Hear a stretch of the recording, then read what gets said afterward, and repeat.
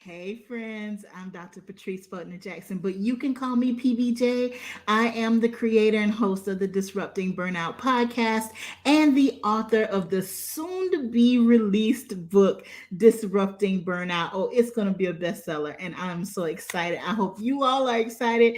Whew, I've been working, toiling to get this to you, and y'all, it's going to be worth it. It's worth the wait. Listen, we are in day 2 of Back to School with PBJ.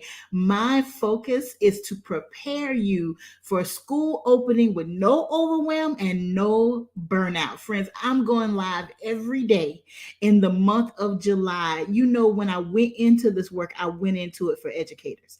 I'm talking about if you're at the university, if you're at the college, if you're at the high school, the middle school, the primary school, the Christian school, wherever you educate, this series is for you. You know that August is go time, and I want you to prepare. Set your intentions. Set your intentions and decide now that you're going to have some peace in August.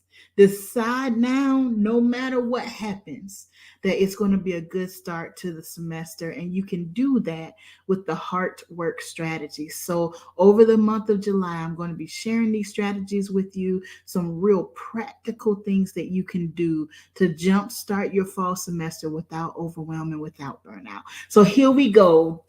Day 2, I promised you I will not keep you long every day, so I want to get right into it. So, as we ended yesterday, I asked you, how are you? How are you? How are you doing? I shared with you how often we ask that question and we don't wait for an answer, and very seldom do we ask ourselves. Today, I want to give you some language to answer that question, right? You may be saying, and I'm going to share something with you. I'm going to see if I can share it. Y'all, hold on. Hold on. Y'all, give me some love in the chat and encourage me. I'm going to do my best to share this with you all. But so often we don't check in with ourselves and we wait. We wait for somebody else. We expect somebody else to check on us. And that's not how this works. That's not how this works. I want to give you some language for answering how you are. And friend, you may say, hey, PBJ, I'm good. It's summer. I'm chilling. I'm at peace. I don't have any students with me. I am good. And I'm happy. But I know that there's something I call the cycles of burnout. And in cycles of burnout, you can be real good at one point, and before you know it, you're at rock bottom again. So our goal is to disrupt those cycles so you don't remain in the cycle. You don't keep going up and down, up and down, up and down. And the first important thing you need to do is check in on yourself. How are you? Did you all know? Let me tell you this, and then I'm going to show you something. So, the Gallup Workforce Panel study of February of 22 last year, they surveyed over 12,000 people in the United States and asked how often they feel burnt out at work. Of all the people, 12,000 folks, 12,400 something, of all the people who answered they often or always feel burnt out at work, educators were the top in the country. First, K-12 educators were number one, college and university educators, and these are all professionals, not just classroom teachers or professors. These are all professionals in education, number one and number two. I knew we would be in the top 10 because I do this work, but I just knew healthcare would be above us. After everything that we've been through, everything that healthcare professionals have been through, I just knew that they would respond at a higher rate than we did. This study showed that K-12 educators were number one and college and university educators number two, stating that they often or always feel burnt out at work. We can't continue this way. We're losing our best educators, not because they don't care, not because they don't want to be in the work, but because they don't know what else to do. They're in self-preservation mode. So that's why I want to come give you something real. Yesterday we talked about surface tactics. We don't have time for that. You need something that you can use right now to help prepare your heart for fall. So let's get into it. All right. I want to show you all something. Let's see if this works. Yes. There we go. All right. So this is what I call cycles of burnout, right? And I want you to recognize if you're in the cycle. So the question is, how are you? In surviving, this is the first stage of the cycles. When you are surviving, you feel the pressure. You know you have too much going on. It's almost like you don't have a moment to think, but you just keep going. You don't necessarily want intervention or need intervention. You don't think you need intervention, but you know there's a lot going on and it's constant. If your body could handle it, you could be doing something for somebody else 24/7. That's surviving. None of us were created to operate without rest. And I'm not just talking about sleep, but I'm talking about mental rest. Your mind never stops. Your sleep is even interrupted because your mind never stops, because you're always worried about missing something. You're always worried about dropping something. That is surviving, friend. It's not thriving. You were created to thrive, not survive. And the problem with surviving is if we don't disrupt that cycle, and if we stay in surviving before long, you're going to find yourself in overwhelm. When you get to overwhelm, the water level of your life is rising and you're fighting to keep your head above water. It's hard to breathe now.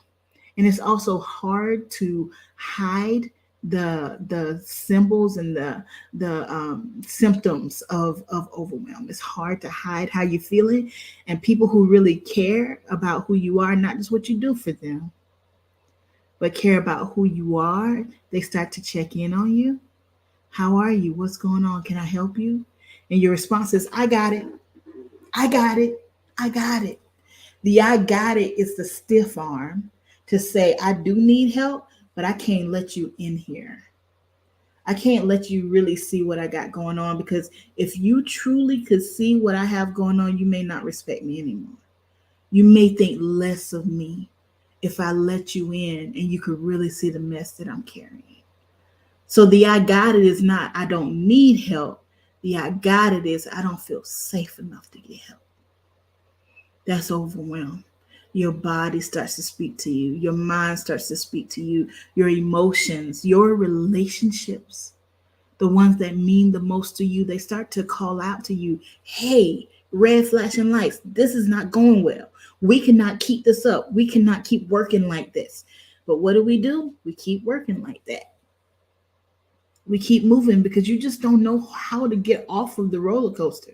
You know it's not working, but you don't know how to stop. You have the job now. You have the family now. You have the kids now. You already said yes. You don't know how to stop it, but I'm here to tell you, if you don't stop, sometimes stopping is the most productive thing you can do. And I'll pause here to say, if you are a person who has some time off in the summer, hopefully you've taken some time off. Even if you're a 12-month employee, I hope you've taken some time off, like off for real. Not checking your email, not saying, I'm available by phone if you need me. No, you're not. Not if you're on vacation, not if you're on a mental health day, not if you're off, you are not available by phone. If we can't get through one day without you, we have a bigger problem. If we can't get through 1 week without you being accessible, and it doesn't matter if you are the president, the vice president, the AVP, the principal, the AP, the guidance counselor, the teacher, if we cannot get through 1 week without bothering you, that is a problem. So you should be taking time right now. You should be taking real time to give your mind a break, not just physically not at work, but mentally not at work, right? When we don't, you find yourself in overwhelm, and it sneaks up on you before you know it. You're handling things, and then all of a sudden you can't breathe, and you just want to run away just for a moment. You can't answer one more phone call. You can't answer one more text because you're overwhelmed. If we don't do something to disrupt the cycles and overwhelm, then we get to burnout. And burnout is an involuntary automatic shutdown. Something breaks. and you can't plan it. It's inconvenient. You don't expect it. You don't see it coming because you are so overwhelmed you can't even see it. When burnout happens, there's a consequence and something has to be healed. Something in your body could break, something in your mind, something in your emotions, something in your relationships. Y'all, I walked away from a 20-year career in one day due to burnout. I didn't plan that. There were people who trusted me and depended on me, and I didn't show up the next day. I had never quit anything before. That was not in my plan. It was not something I expected. But burnout is a thief. It doesn't give you a choice. Burnout doesn't allow you to have a choice. When you get to burnout, it's your brain saying, I have warned you. We've gone through survival and we've gone through overwhelm, and I warned you, and you didn't pay attention. So now I have to do something to protect us. And your brain says, enough, shut down, stop. You will stop. Overwhelm is the whisper. It's time to stop. It's time to slow down. It's time to rest. Burnout is the demand. You will stop. You won't have a choice. So let me ask you again, how are you? How are you as you think about going back in August? How are you as you begin to prepare yourself, thinking about how to prepare your classroom, thinking about how to train your student leaders, thinking about preparing your syllabi and your curriculum, selecting your textbooks? How are you? Now is the time. Don't wait till August. Don't wait till it's upon you. Now is the time for you to pause for a minute and check in with yourself. Sit down in quiet. Sit down somewhere. Are we friends? Can I just say it? Friend, have a seat. Sit down somewhere. Have some quiet time so that you can hear your own thoughts, so that you can check in with your own heart. Write down what comes to you. Is there any ache or pain that you've been ignoring? Is there any system, digestive system, respiratory system that's a little bit off, but you just keep going like it's not happening? Is there an emotion that keeps coming up for you? Is there a relationship that is strained? Stop and check in. How are you? How are you? And once you recognize what I call a tell, a symptom of surviving overwhelm or burnout, once you recognize a tell, now's the time to do something about it. Don't wait until August comes. August is go time. Now, that's why we're having these conversations in July, because I want you to get ready. I want you to get ready. So your assignment, just a little bit of homework. We're talking about back to school, just a little bit. Before tomorrow, I'm coming back to you tomorrow at 7 p.m. Before tomorrow, I want you to sit down with yourself for 10 minutes. And I want you to journal. How are you? You don't have to share it with another soul if you don't want to. Nobody else has to know, but you need to know. You need to know. Sit down with yourself in quiet. Write it down. How are you? Are you surviving? Are you in overwhelm? Are you in burnout? Friend, no matter where you are in the cycle, you can recover. We can disrupt these cycles, and I'm going to teach you how throughout this month. But before I teach you how, you got to know what you're dealing with. You can't heal what you won't look at. Okay? All right. So that is our spoonful of PBJ for today. All right. I want you to check in with yourself, identify where you are concerning the cycles of burnout, and take some notes of how you're feeling. What is your tell? What are those symptoms? How's your body, your mind, your spirit, your emotions? How are they all speaking to you, trying to get your attention? Write it down. And let's talk about it more tomorrow. All right. So I'll be back every day in the month of July, getting you ready to have the best school opening you have had. You're going to go back in peace this year. No overwhelm, no burnout. You will be ready. All right. I can't wait to see you again tomorrow. Leave your questions in the comments, y'all. If we got enough questions, then I'll stop and do a Q&A. But otherwise, I'm just going to drop into the chat and I'm going to answer your questions there. Okay. Share this with a friend, another educator, another administrator, a friend who's an educator. You know they need it. You know they need it. So go ahead and share this with a friend so that we can have this conversation throughout July and everybody can have a great opening in August. I'll see y'all tomorrow. Bye.